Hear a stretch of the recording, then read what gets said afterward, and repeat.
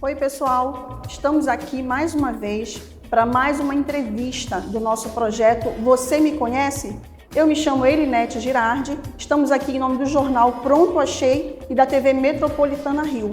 Hoje vamos conversar com um dos nossos governantes, pois esse projeto é para que você venha conhecer os seus governantes, saber sobre os projetos, planos e leis a quais eles estão envolvidos. Hoje estamos em Duque de Caxias e vamos conversar com o vereador Marcelo Cardoso Rodrigues, mais conhecido como Catite. Bom dia, vereador, tudo bem? Bom dia, tudo bem? É um prazer enorme receber esse veículo de comunicação que vem dando espaço ao Legislativo para que as pessoas possam tomar conhecimento de qual o trabalho que nós estamos desenvolvendo dentro das nossas cidades.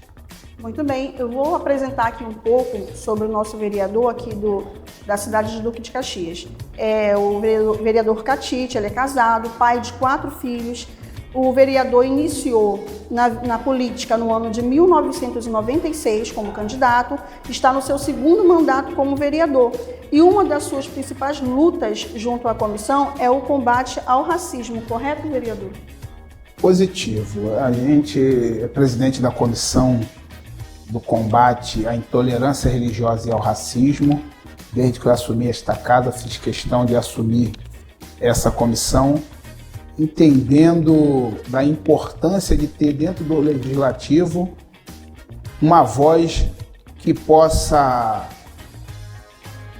ouvir todos aqueles que se sentem vítima de preconceito racial, religioso, qualquer forma de preconceito que tem que ser abominada da face da terra. E aqui no município de Duque de Caxias nós conseguimos dar um passo à frente, juntamente com meus companheiros que fazem parte dessa comissão, e dizer à sociedade que a Câmara Municipal hoje tem um representante que realmente combate qualquer forma de preconceito, a qualquer que seja.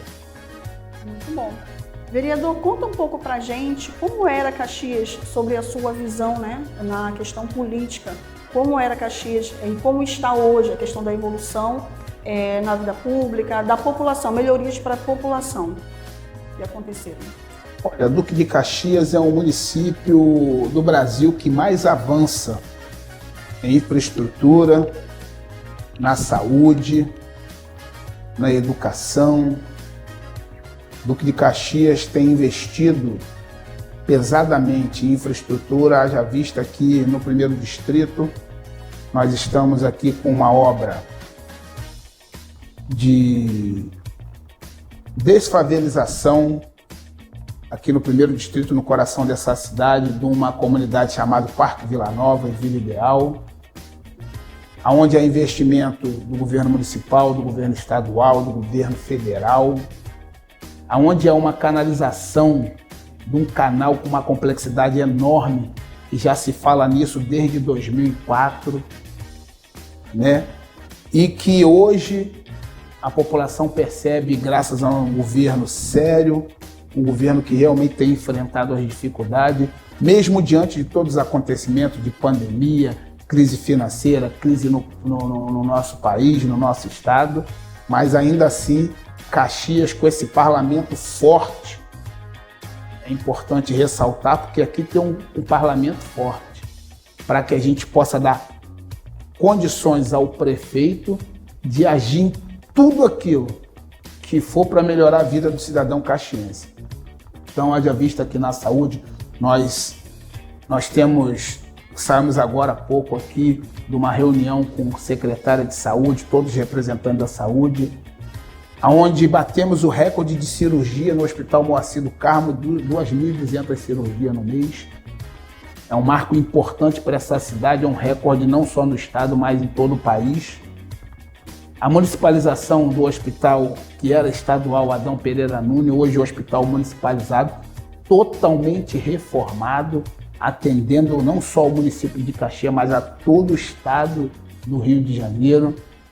As nossas unidades básicas de saúde cresceram substancialmente. trazendo a saúde para mais próximo da população, evitando que ela possa chegar até as grandes emergências, porque é a saúde básica que realmente melhora a qualidade de vida. É um desafio muito grande e nós, como representantes legisladores, que somos a ponta da lança da população, né, que vivemos muito próximo à população, nós levamos a sensibilidade do povo até o poder público, né, para que nós possamos resolver e melhorar a qualidade de vida desse povo do Duque de Caxias. Certo. Vereador, como surgiu o seu interesse em ingressar na política? Já tem muito tempo, quantos anos que isso? Iniciou em 96, né? Eu iniciei, não em 96, já no início dos anos 90, eu já militava ajudando algumas lideranças políticas. E por que me motivou a entrar para a vida pública? É a minha inconformidade com os acontecimentos, não só na minha região, mas também na minha cidade.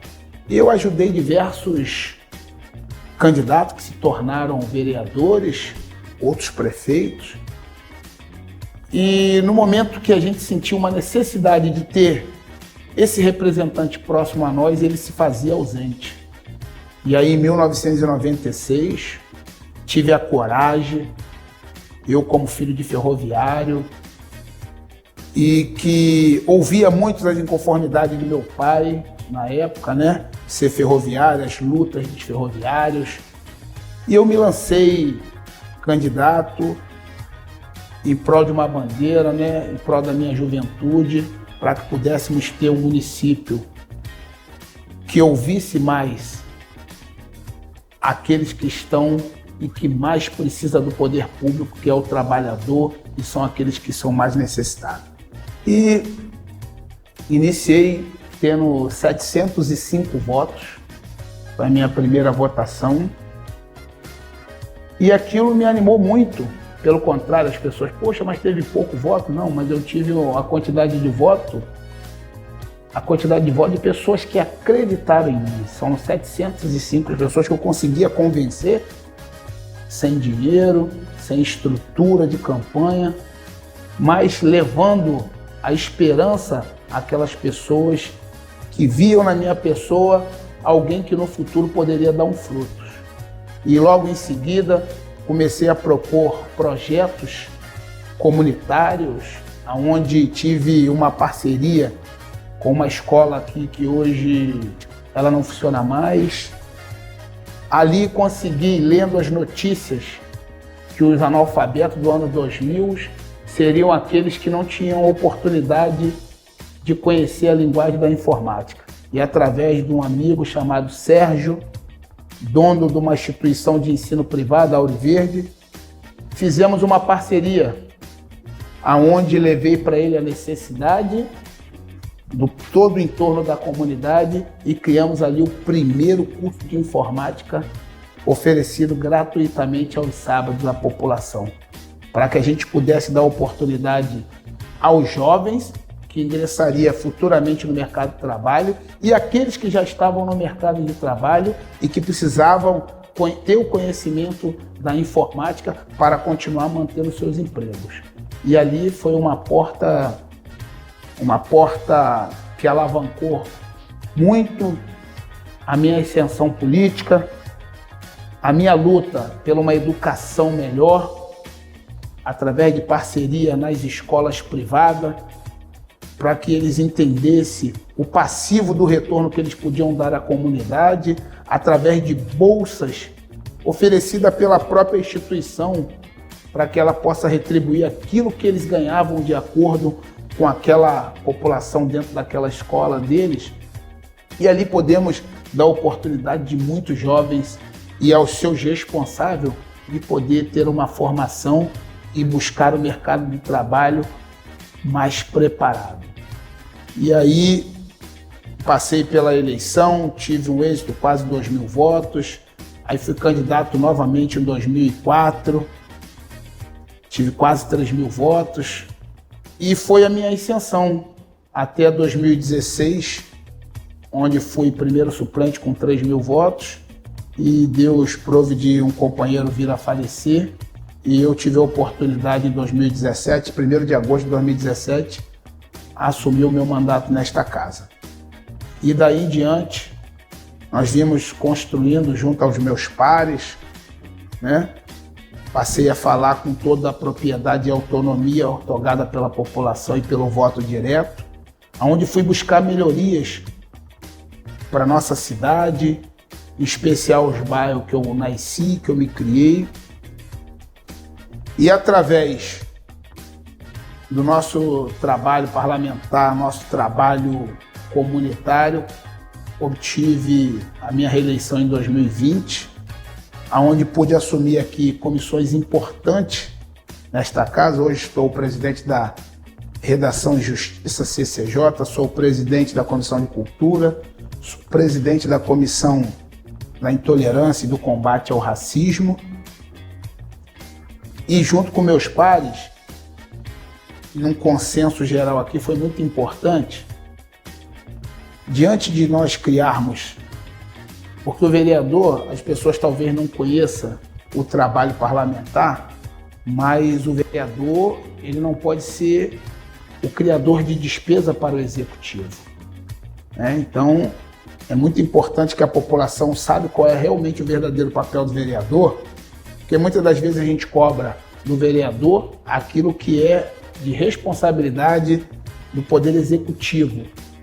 Aqui nós usamos a prerrogativa de fazer as indicações parlamentares e, muitas das vezes, né, com consenso e com a discussão junto ao Executivo, criar leis que não onerem, mas que venham de encontro àquilo que é de necessidade do município. E nós temos participado, e o mais importante que eu acredito, antes de você criar alguma coisa, é muito importante a gente colocar aquilo que tem para funcionar. Não adianta virar uma casa de leis que não se cumpra aquilo que já se tem aqui. Então hoje nós estamos aqui trabalhando muito para que o direito do cidadão seja respeitado através das leis criadas aqui, fazendo com que o poder público, o executivo, faça realmente valer aquilo que foi aprovado neste plenário e que é de interesse grande da população. Você que não conhecia esse seu governante, está passando a conhecer um pouco mais do Marcelo Catite. Vereador, durante toda essa história que o senhor acabou de falar para a gente, uma história até muito bonita, crescente, né, dentro da política, qual foi o maior obstáculo que o senhor enfrentou? Olha, eu vou ser muito sincero para vocês.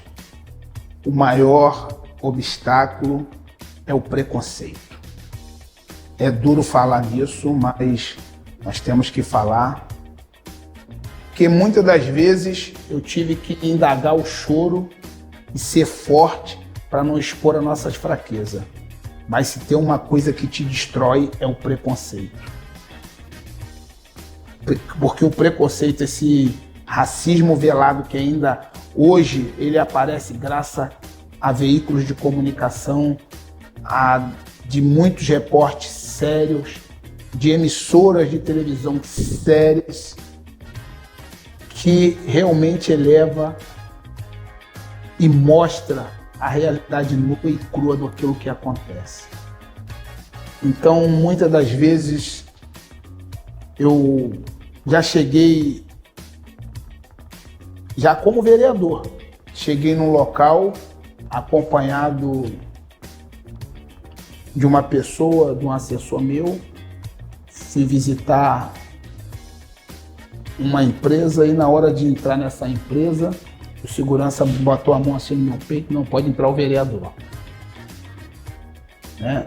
Então, e aquele momento foi constrangimento talvez para aquelas pessoas que estavam ao meu redor, mas para mim não foi tanto, porque de tanto ter apanhado e a gente consegue construir um cinturão que você resista um pouco mais. E aí,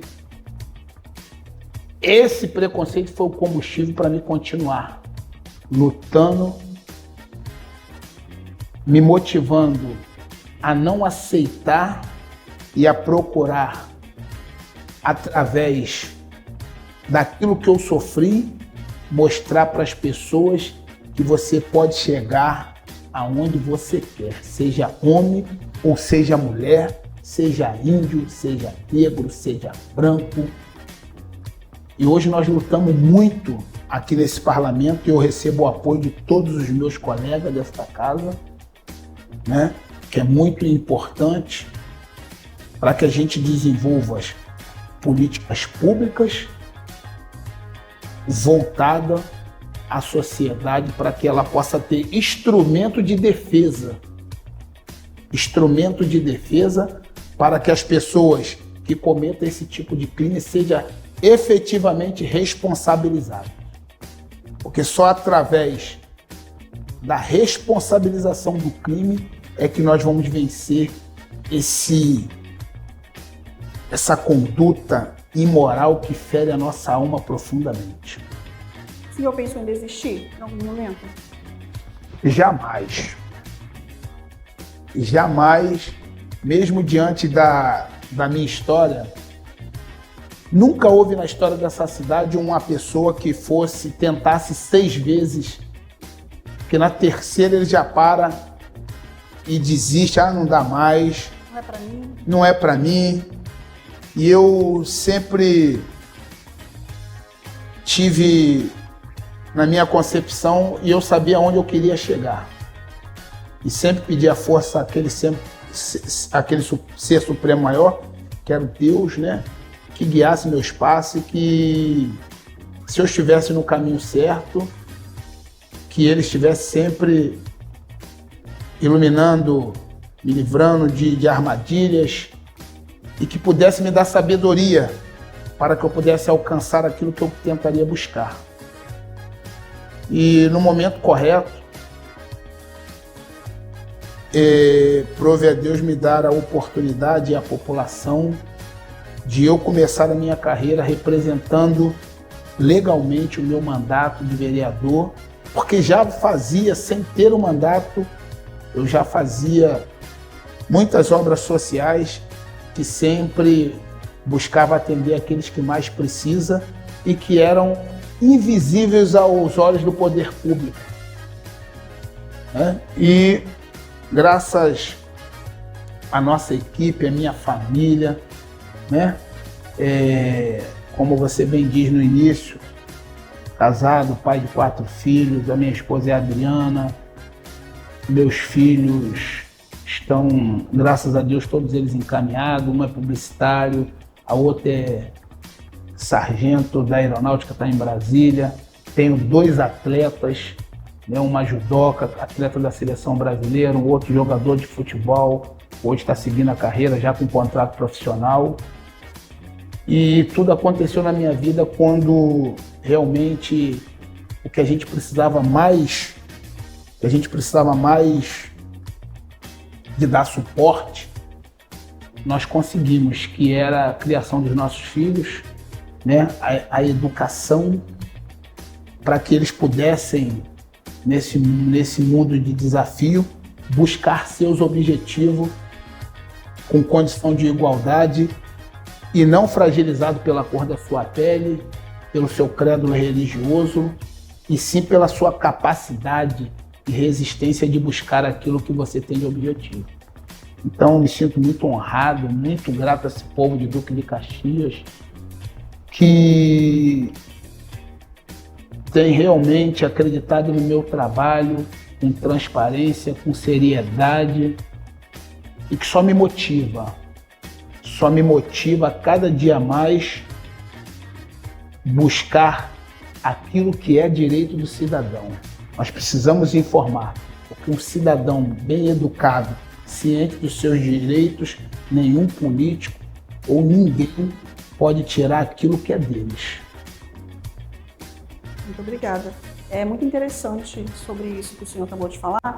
E também eu verifico que o senhor começou, né? A gente para analisar o ano que começou, 96, só começou muito jovem na política. E eu queria perguntar, até porque o povo tem interesse em saber, qual a sua opinião sobre jovens na política? Como o senhor vê Olha, tem aumentado bastante, né? Isso. A gente precisa despertar na sociedade como um todo, nas mulheres principalmente, que a gente precisa ter mais representatividade feminina. Aos jovens, a gente tem que tirar essa cortina de fumaça que é criada, que a política é lugar de quem não presta. Pelo contrário, a política é lugar de pessoas que prestam. A política é o local de pessoas honestas e honradas. Porque nós temos que expulsar aqueles que não prestam, aqueles que desonram, que é uma minoria, mas que atinge toda essa maioria. Quando você vê os grandes escândalos provocados por políticos ou por grupos políticos, são uma minoria, mas ela atinge a nossa classe como um todo e que é difícil. E as pessoas e aqueles que fomentam o desinteresse da política, é importante para eles continuarem fazendo as políticas ilícitas que eles cometem. E aí o cidadão, o jovem, fala, não vou entrar não, porque a política só tem lugar de desonesto. Pelo contrário, eu posso afirmar que nessa casa legislativa que eu estou, a maioria absoluta é de pessoas honradas e honestas. E que todos aqui procuram, cada um de sua forma, contribuir para o município.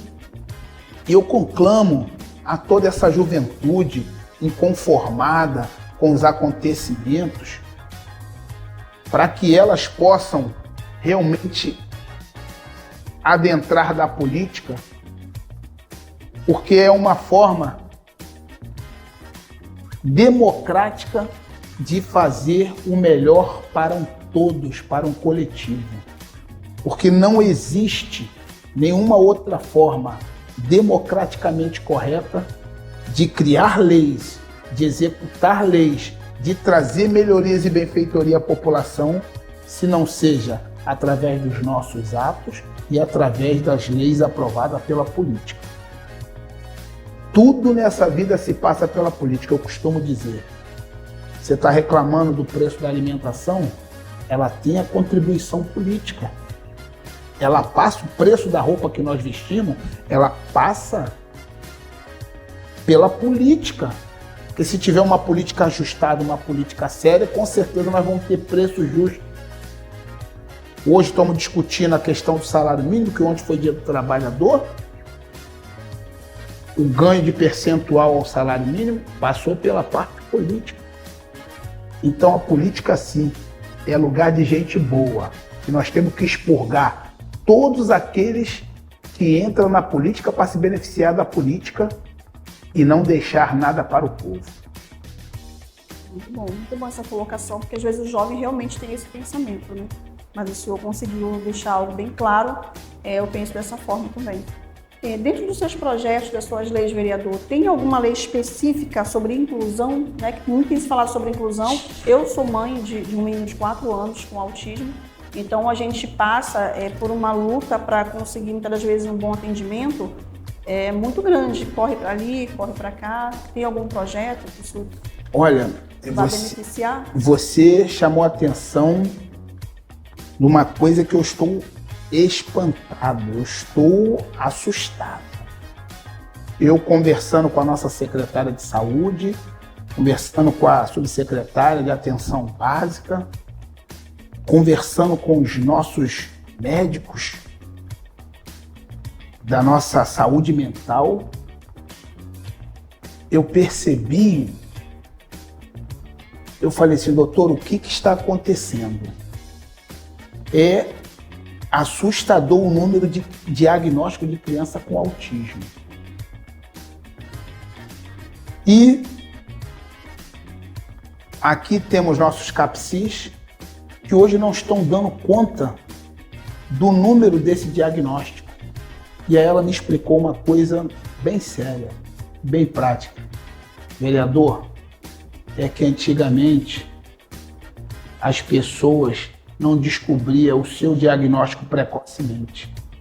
Hoje nós temos adultos, né, que poderiam ter se tornado um cidadão com um mínimo de déficit, mas eles não foram clinicamente diagnosticados lá atrás e por isso ele desenvolveu muitas, como se diz? Perdeu muitas habilidades. Né? Perdeu muitas habilidades e não desenvolveu aquilo que essa doença, quando é diagnosticada precocemente no seu início, a gente vai conseguir dar uma atenção tanto para os pais, né, porque tem um grau que ela me explicou, o grau, né, tem um grau leve, tem um grau mediano e tem um grau que ele é mais severo e que realmente esse aí a gente precisa de muita atenção. Nós precisamos de grupos, né, de terapia que precisa se criar, principalmente nesse do grau mais alto, porque só quem a mãe, o pai, a família que tem uma criança que desenvolve essa doença sabe o que se passa quando a gente não tem uma rede de apoio. Então, o nosso município tem trabalhado em conjunto, porque isso tem sido uma novidade, né? Uma novidade. Porque eu digo, nós temos aqui o Ser 2, nós temos o Ser 4, nós temos o CAPSI, nós inauguramos uma unidade nova aqui, né? Aqui em frente ao Hospital Infantil. Mas ainda assim, nós temos que agora buscar, junto aos nossos deputados federais, porque vem de cima para baixo, uma maior atenção a essa classe, que são o futuro do nosso país, que eles possam sobreviver com mais qualidade de vida, que possa dar à sua família um suporte necessário para que nós possamos criar crianças normais. Quantas crianças na infância, na minha idade, que tinha esse transtorno, mas não, essa criança é imperativa, ela é bagunceira, ela é elevada demais, esse é um pestinha, como é que se dizia naquela época, e que foi crescendo desta forma e que nós não conseguimos identificar. Hoje, através dos nossos profissionais, através da saúde mental, nós estamos conseguindo identificá-las mais cedo e promover tratamento que possa melhorar o relacionamento dela entre eles e muito importante com a família. O pai, a mãe saber lidar com essa criança.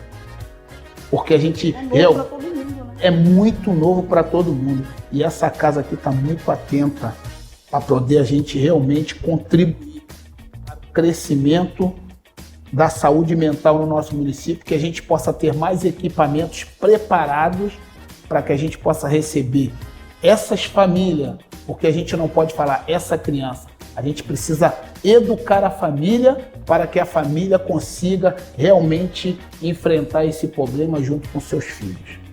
Então o Caxias realmente arregaçou as mangas, já se preparou, mas a gente viu que o desafio é muito maior e precisamos avançar muito mais. Mas só de já estarem cientes que precisam, né, crescer essa rede de apoio é muito importante, porque realmente quando a gente busca ajuda, não é só para a criança, é para toda uma família, como o próprio vereador mesmo falou. Vereador, muito obrigado por falar com a gente. Eu sei que a sua vida é uma correria, né? Chegamos aqui, muita correria. Agradeço a sua atenção, sua disponibilidade, a sua equipe está de parabéns, fomos muito bem recebidos também. Agradeço ao povo de Duque de Caxias. Essa foi mais uma entrevista do nosso quadro Você Me Conhece? Onde você, que é a população, que é o povo, qual eu estou aqui representando, passa a conhecer um pouco mais dos seus governantes. E uma pergunta, não sei se o senhor pode responder. O senhor vem como candidato na próxima eleição? Olha, eu estou me preparando para um terceiro mandato, se a população, primeiramente com a permissão de Deus, e que a população, ela que faz o nosso julgamento. Eu estou preparado e cada dia mais preparado com conhecimento dentro dessa Casa Legislativa, que é preciso você conhecer o regimento e muitas das vezes 4 anos é muito pouco para se conhecer.